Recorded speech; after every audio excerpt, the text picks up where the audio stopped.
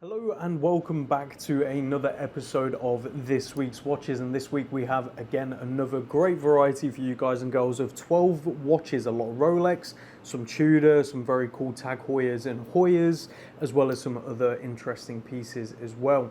As always, this is what I try and achieve here at Kibble Watches, so if you're new here, make sure you hit that subscribe button, check out the website. We have at any moment usually above 100 watches on the website. Every Saturday, 9:30 a.m, we release new watches to the website. Somewhere between 8 and 12. Recently, it's been 12 watches every single week, and the next few weeks are also looking like 12 watches. So keep an eye out for what's coming. Follow us on Instagram at Kibble Watches. You will see a coming soon highlights reel. I always get asked, how do I know what's coming to the website? Because as I always say, I've got a lot of watches not yet on the website. That's where you get to see them. And when they say coming soon, that means coming soon to the website. I physically have them in hand and they're ready to be sold. And we sell a lot of watches before they ever make it to the website. So make sure you're following over there. Now, as usual, if you're here just to see, for example, the GMT or the Doxa, you can head over to the description, and down in the description, you'll see each watch listed, a timestamp, so you can skip to that specific part of the video.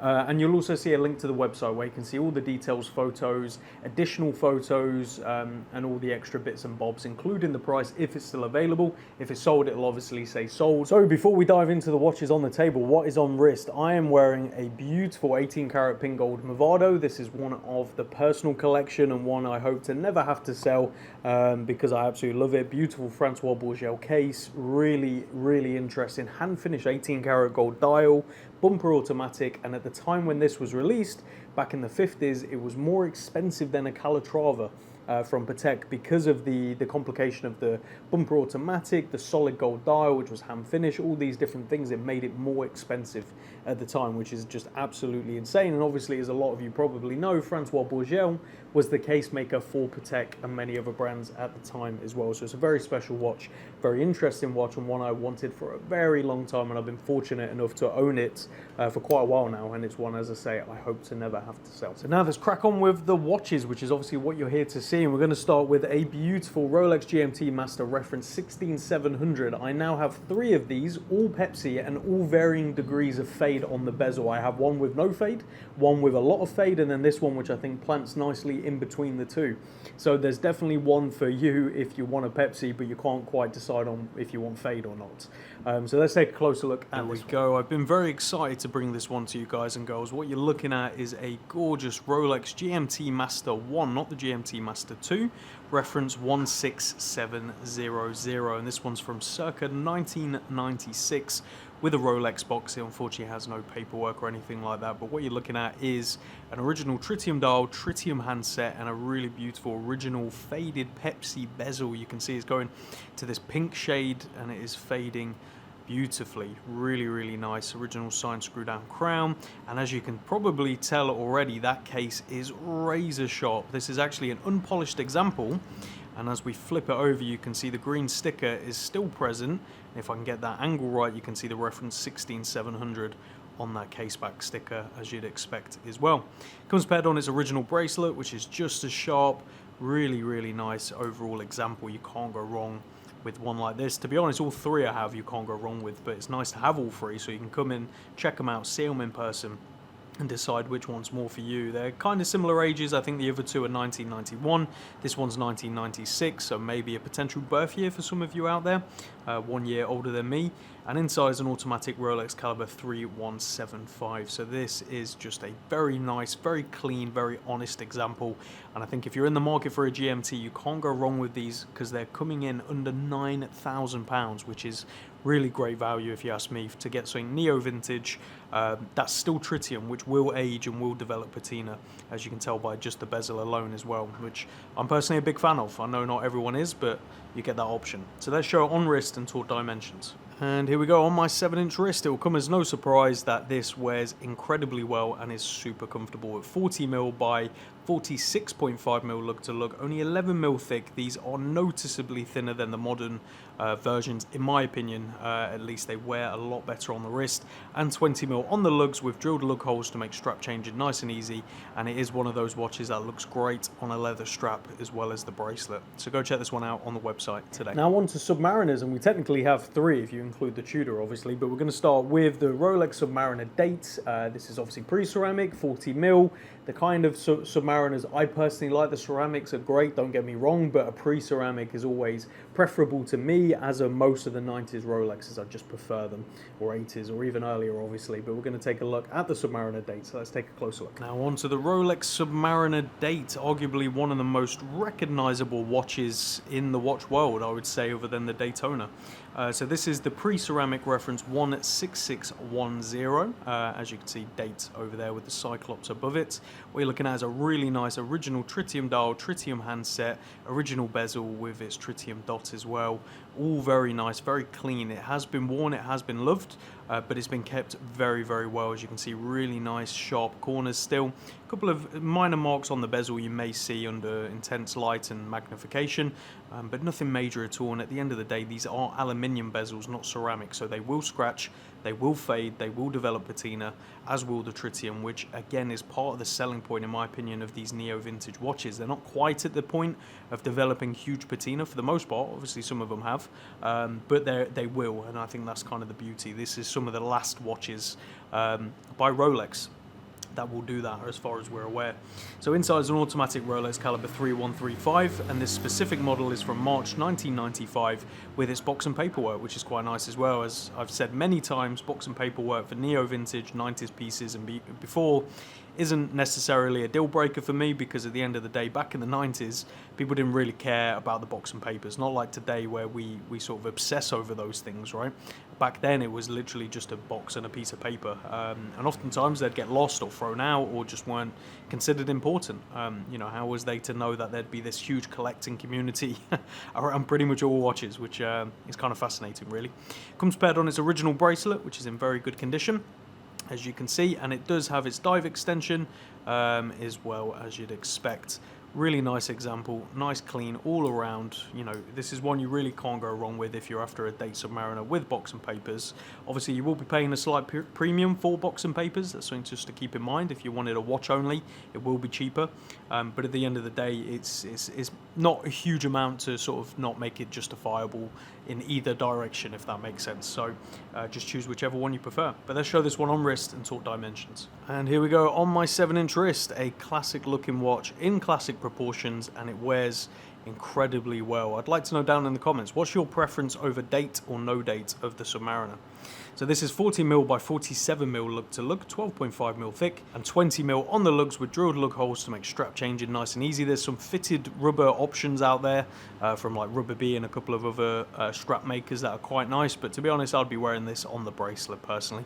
So go check this one out on the website today. It's nice to have both in the drop. So we've got the dates and the no dates, both pre-ceramic, both 40mm, and this is a 2-liner with tritium, a really nice example. I've always been personally more of a fan of the 2-liner no dates. Again, these are all minor details that make a difference, right? You have a 2-liner, you have a 4-liner. Does it really matter? No, not really, but again, these little aesthetic changes, you can be picky if you want, and again, find exactly what you want. But let's take a look at this no date. Now, for my personal choice of the neo vintage Rolex Submariners, this is the Rolex Submariner no date reference 14060. So as you can see, no date at 3 o'clock, no Cyclops, which for some people the Cyclops is the killer, some people the date is the killer. For me, I just prefer the clean aesthetic of this model, specifically this reference with the 2 lines of text. It feels like one of the most classic and clean examples of the Submariner you can get personally, other than obviously some very old references. So this one's from circa 1994 with its box and paperwork. The date on the paperwork just says 94. They didn't fill out the rest for whatever reason. Again, you've got to imagine that was just a guy or a girl at the retail in 1994 writing out with a pen on the paper. So, you know, today, even now, you know, back when I was working at retail, there were certain employees who just never filled out the cards. You see it often with Seikos and things like that, so it's not strange to see it on a 1994 example. If anything, it's quite common, so that's just something worth saying. Inside, automatic Rolex caliber 3000, original tritium dial, handset and bezel, as you can see. Again, the watch has been worn, but it's been kept in pretty good condition. It's been polished over the years, but nothing major. You really can't go wrong with a watch like this. On its original bracelet, as we open the clasp, you will see the original diving extension is still present, and a nice clean case back, as you'd expect as well. Yeah, you can't really go wrong with these. You know, if you're after that kind of classic Submariner design but without the Cyclops or without the dates, this is your option. And I think it's a really clean aesthetic, and arguably I prefer it personally. So here they are side by side. Nice little comparison so you can see the date and the no date.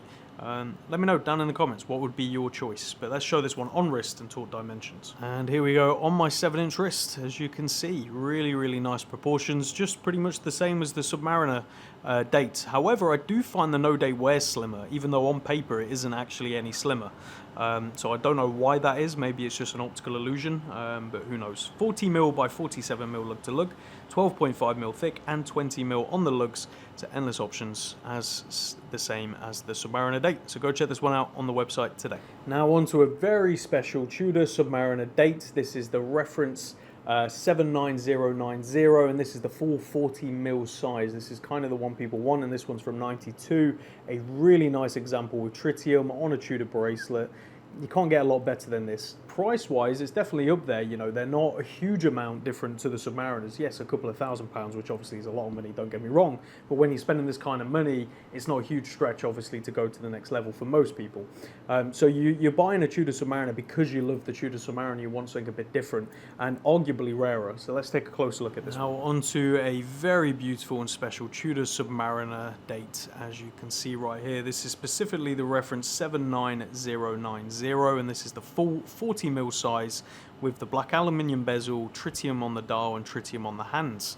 Now the thing I really personally love about this reference is the dial. You have what we would call a maxi dial with the big lume plots and no metal surround. Now if we compare it to a similar age Submariner, you can see the difference there. Tudor have always, in my opinion, done a very good job of being more of the heritage brand, even before like the Black Bay 58 and things like that. You know, when we look at references like this feels like an older Submariner than this does, right? You've got the glossy dial, whereas this has the nice matte dial, the big lume plots. I think it's just a much more attractive watch, in my opinion, and I think that's why collectability on these has just shot up over the years, and rightfully so. They're very nice and very hard to find in very good condition.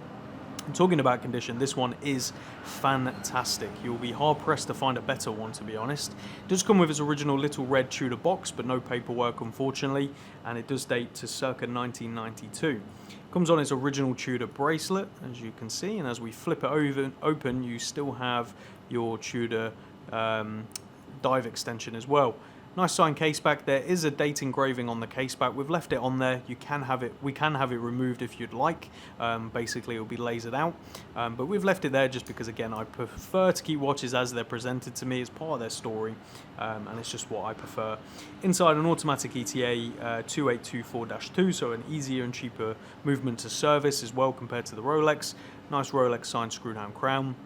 Just overall a very nice example. If you're looking for one of these, again, you're going to be hard pressed to find a better one. So let's show it on wrist and talk dimensions. And here we go on my 7-inch wrist. It's amazing because of that maxi dial. I feel like this wears slightly bigger than the standard Submariner date.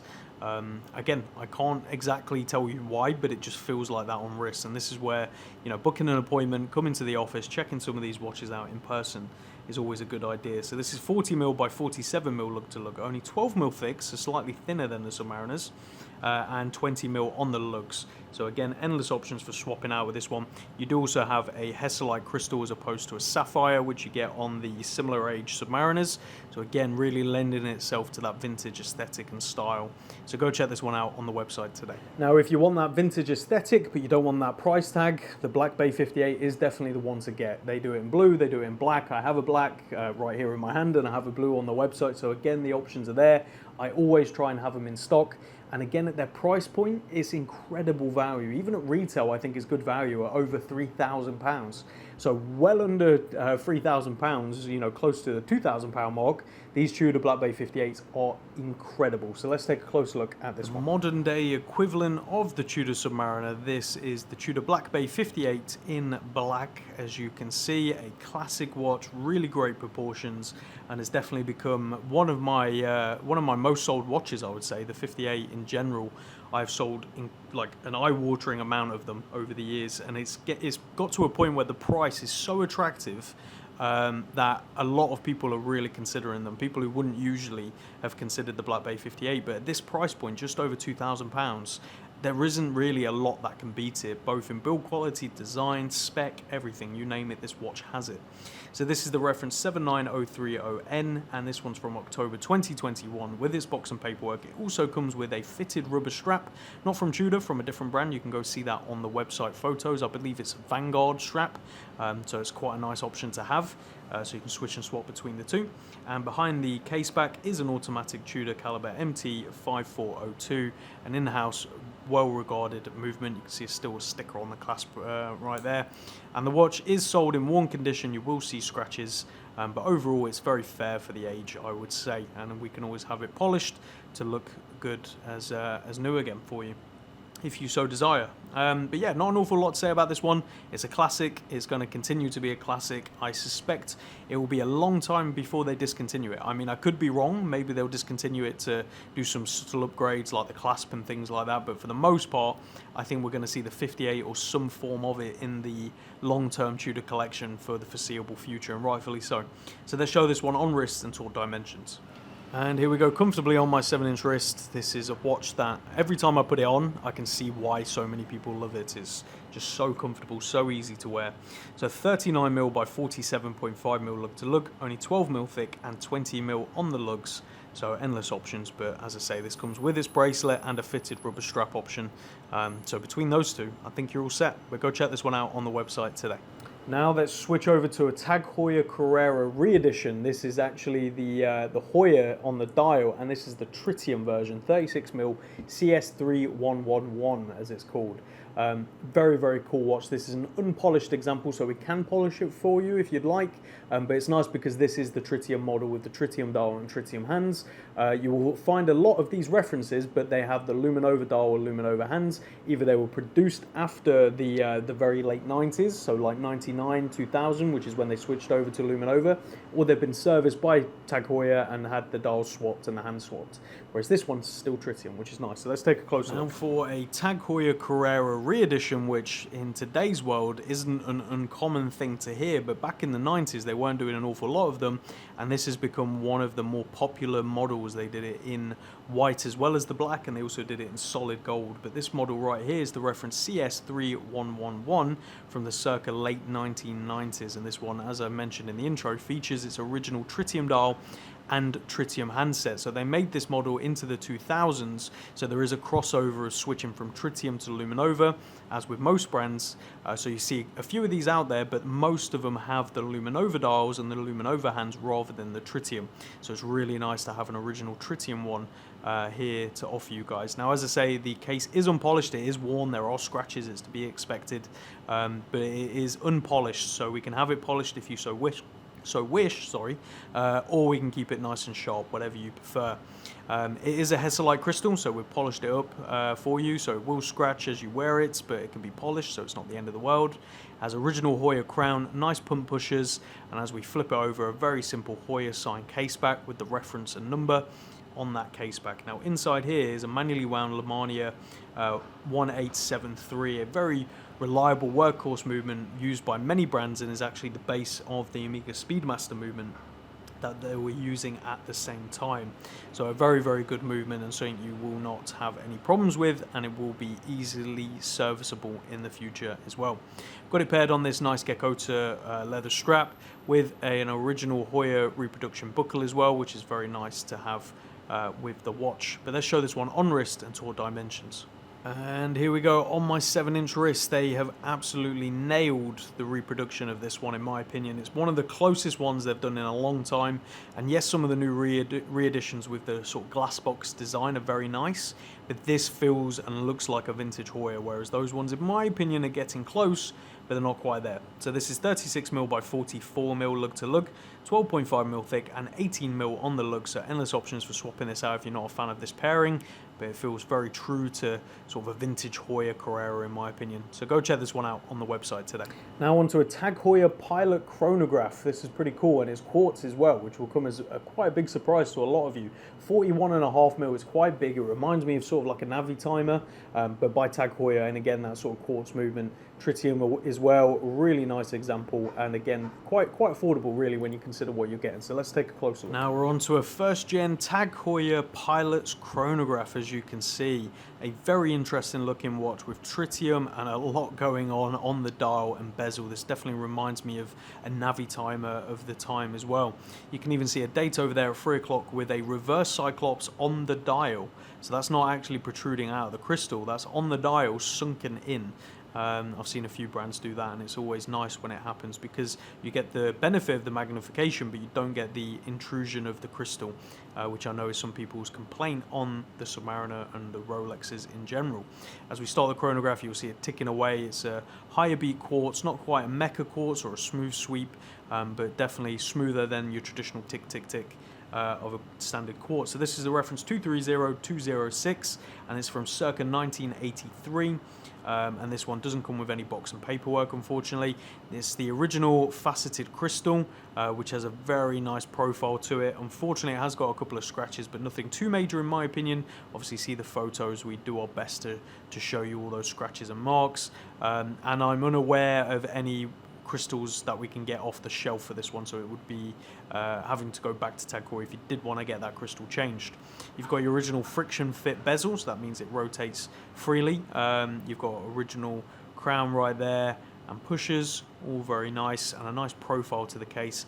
Original bracelet as well, as you can see, and as we open it, you can see you've got micro adjust on the clasp, and a nice signed case back as well. Inside is just a quartz caliber beating away, and we've had the battery changed, so it's ready to go and be enjoyed. But let's show this one on wrist and talk dimensions. And here we go on my 7-inch wrist. It's definitely a look. It's a big watch, but it wears really nicely. As I say, reminds me definitely of a Navi timer. I can't remember the exact reference, but one of the they used to call them the dinner plate or the pizza plate, because it's more flat like this one, which I think is really cool. So this is 41.5mm by 46.5mm lug to lug, 12mm thick and 24mm at the lugs. Obviously this is an integrated bracelet and tapering down nicely to the clasp. So go check this one out on the website today. Now on to something quite special. This is actually just a standard Heuer quartz, right? This is part of the 1000 series in the 38mm before they switched over to Tag Heuer. So it still has Heuer on the dial, Heuer on the clasp. It's a fun watch, really nicely sized, and it comes on its original bracelet as well. So let's take a closer look at this one. Next up, the Heuer Professional Diver range, and this is right in the early 80s before they switched over to using Tag Heuer. And this model covers both a few Heuer dials, you don't see them often, and Tag Heuer dials, so you get both, which is kind of cool to see. Original tritium dial, tritium hands, as you can see. Beautifully aged, nice maxi loom plots. No cyclops, so again you get that sort of clean aesthetic for those of you that are really into that. A nice clicking bezel, as you can see, that rotates. Black aluminium. Nice case profile as well, definitely reminiscent of the Heuer Monin, which is a certain reference that they did, very similar to this, slightly bigger, whereas this is like the baby Monin, I guess you'd call it, in the 38mm, which is really nice to have. You've got an original Heuer Jubilee bracelet with its original Heuer clasp. Something to keep in mind, these clasps were never really that great, so you will lock it down, but you have to use the fold over to keep it in place. And when you open it, the dive extension will probably open up because again it doesn't clip very securely. It's something I've seen on all of these older Heuer bracelets. They were never particularly that great, unfortunately, so just keep that in mind. But again, not the end of the world. Simple case back holding a quartz movement, and this is the reference 980.013, and as I say, circa early 1980s. So let's show this really cool watch on wrist and talk dimensions. And here we go on my 7-inch wrist, a very cool looking watch, very cool design. So this is 38mm by 45mm lug to lug, 12.5mm thick and 18mm on the lugs. So you can definitely swap this out for a nice leather strap or a rubber strap. That would look kind of cool as well. But you do have the Jubilee option as well. So go check this one out on the website today.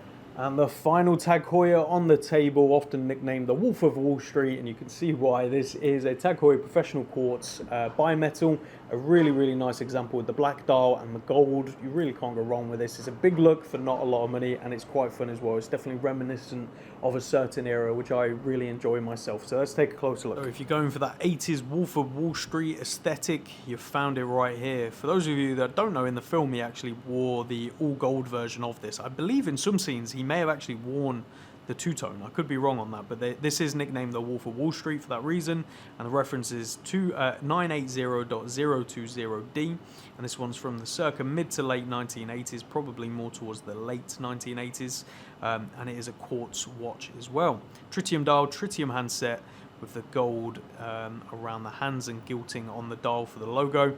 Nice black bezel with, again, gold on the inside. Gold tone Tag Heuer crown right there, which is screw down, and you've got the two-tone bracelet. It's definitely a look and a half, that's for sure.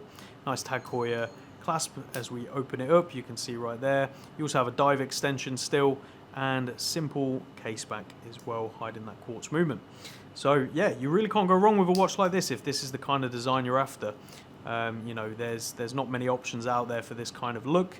At this kind of price point, that's something to be said. So it's definitely a bold look for the money, and it's really, really cool with the matte finish as well. Again, very reminiscent of early two-tone Submariners in my opinion. Obviously quite a lot different, but you get that same sort of aesthetic, and these were definitely desirable back in the 80s and 90s. This is what a lot of people wanted, which I find fascinating. Not to say that people don't want it now, but it's more of a niche collector's market now for these Tag Heuers, and I have quite a few customers who really enjoy this kind of stuff, myself being one of them. So let's show it on wrist and talk dimension. And there we go, on my 7-inch wrist. As I say, this is a look and a half for the money. So 37mm by 44.5mm look to look, only 9mm thick, so incredibly thin, and 18mm on the lug, so you could totally swap this out for some leather straps, like a nice brown suede, which comes as no surprise that that's what I'm thinking. But again, you've got the Jubilee as well. So go check it out on the website today. Now on to a 2022 Doxa Sub 300 Shark Hunter in carbon with the yellow. Part of the Aqua long range, really cool watch, as I say, carbon, and it comes with this uncut strap. This is the full size of the rubber strap from factory. I mean, this is overkill. I get it, they want to make sure they're prepared for all wrist sizes because you have to cut these rubber straps, but that is just absolutely bonkers. I mean, who is that fitting? That could probably fit around my head almost. So let's take a closer look at this now one. For this awesome Doxa Sub 300 Shark Hunter Carbon Aqua Lung Yellow Limited Edition of 300 watches. That is a mouthful and a half, and I'm surprised that only took me one take. But what you're looking at is a really nice carbon case. I'm a big fan of these carbon watches. I think they look really, really nice and add a unusual depth that you just don't get with any other material really. That you can use on watches. You also have a carbon dial which has that really beautiful swirling that you get with carbon. Almost looks like, without the fluorescent, but like black mother of pearl. And I've always been a big fan of black mother of pearl, or Tahitian, or whatever you want to call it.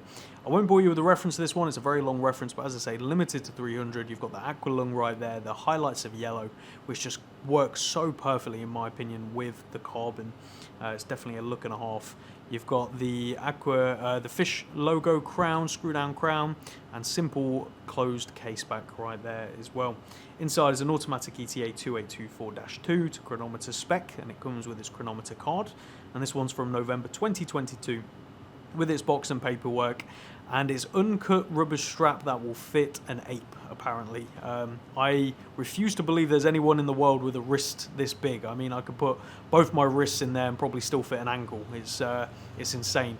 Now, as a lot of you probably know, you have to cut these rubber straps down to size, so you trim them before the hole, and then obviously move the spring bar tool into the hole. I recommend going one side at a time and moving in increments so you don't overcut, otherwise you're going to need a whole new side, which isn't ideal, so be very careful with cutting. In terms of cutting for you, I get asked a lot with these kind of straps if I can cut it for them. I will not do it without you here. The reason being, a lot of people measure their wrist wrong, or they just say a measurement because they think that's what it is. It turns out to be incorrect, and getting another strap is just not ideal. So I will only cut it if you're here in person, and as I say, I'll go through the increments. Otherwise, you'll have to take it to a retailer who can cut it. So just keep that in mind, or obviously cut it yourself. Just be careful, make sure you do it properly. Original stickered clasp as well, which has been unused, and it even has the dive extension there, which you can use if worst case scenario you go by one little bit, but ideally you want that to be in and fitting ideally, so just keep that in mind. But let's show this one rested on wrist and taut dimensions. Okay, and here we go on my 7-inch wrist. I mean, you can see how mental that is. So what you're looking at right here is 42.5mm by 44.5mm lug to lug. Nice cushion case, 13mm on the thickness and 19mm on the lugs. So this is your fitted rubber strap. You could totally put other straps on it if you wish, but I think these fitted rubbers definitely look the best on it personally. So go check this one out on the website today. From an extreme doxer to something a bit different, this is a 70s. We're calling it near new old stock. Now what I mean by that is this watch hasn't really been worn. It's been sat in a drawer with a watchmaker, and I bought it off that watchmaker. So I know it has sat in a drawer, and that person has a lot of, or had a lot of new old stock watches. So it has got scratches, but that's because it was literally sat in a drawer since pretty much the 70s or 80s.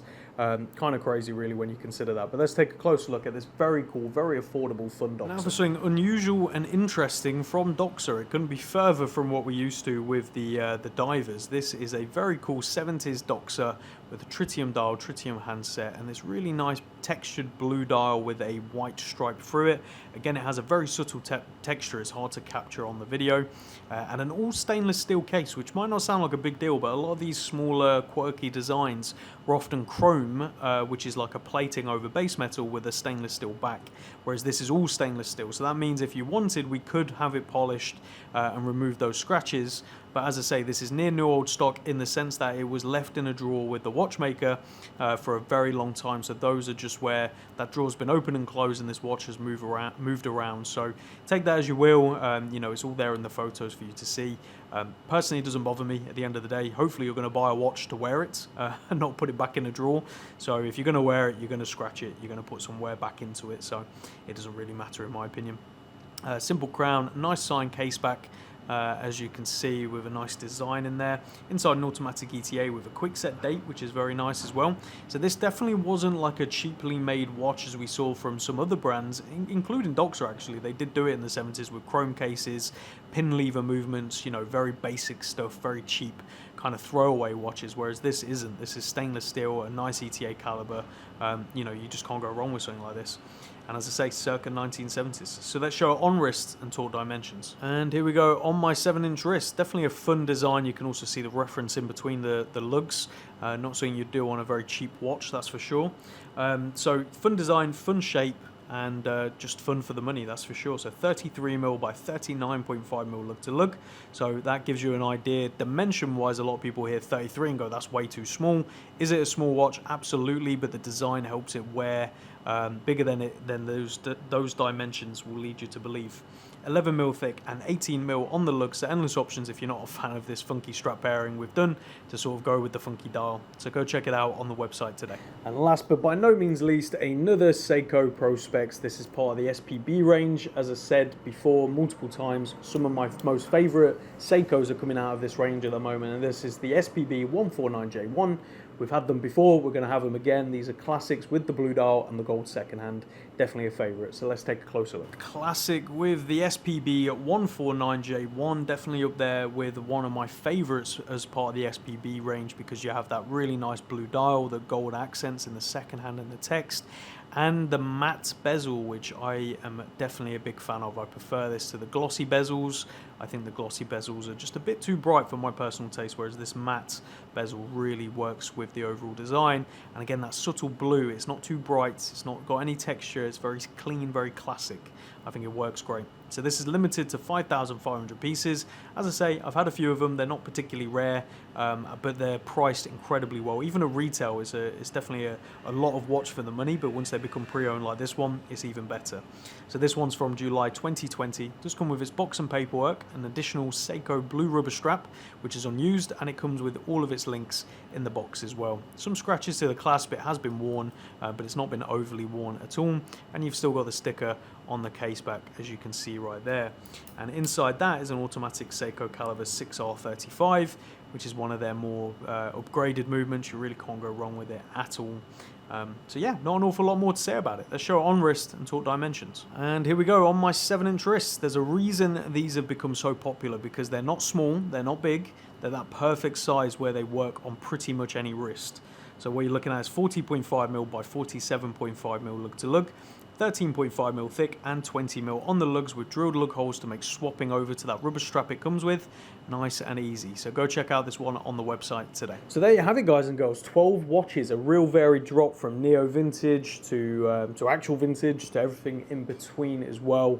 As I say, it's what I want to achieve here at Kibble Watches, and next week's drop is looking just the same with the variety. I think you guys and girls are going to be very impressed, including a 1960, I'm excited for this one, 1964 Amiga Speedmaster Ed White, so an original vintage pre-moon Speedmaster. This is one of a few I've had over the years, but this one has a really cool faded bezel. I'm excited for it, but there you go. So thank you all very much for watching this week's episode, and we'll see you all again next week. Take care.